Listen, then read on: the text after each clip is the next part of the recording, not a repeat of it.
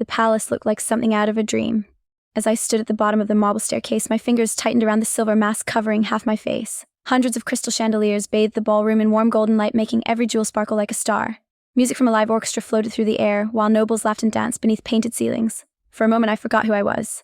Or rather, who everyone believed I was. Not the servant sleeping beside a dying fire.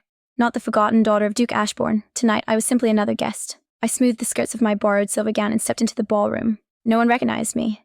Ladies smiled politely as they passed, assuming I belonged among them. Gentlemen bowed their heads in greeting. It felt strange, intoxicating even. So this is what it feels like, I whispered. To be seen. I wandered through the grand hall, taking in everything I'd only heard about in stories. Towering columns wrapped in ivy, tables overflowing with pastries and fruit, and musicians playing melodies so beautiful they made my heart ache. Then the royal trumpet sounded. Every conversation stopped. The crown prince has arrived. The crowd parted instantly. I caught only a glimpse of him before everyone blocked my view. A tall man dressed in black and silver, moving through the ballroom with effortless confidence. Noblewomen practically threw themselves in his path, hoping for a smile. He gave none. Instead, he looked bored. I rolled my eyes. So that's the famous prince. Not wanting to join the crowd surrounding him, I slipped away through a nearby hallway. The music faded behind me. The palace grew quieter with every step. Paintings of long-forgotten kings lined the walls, and flickering candlelight cast strange shadows across the marble floor. I frowned. I definitely wasn't supposed to come this way.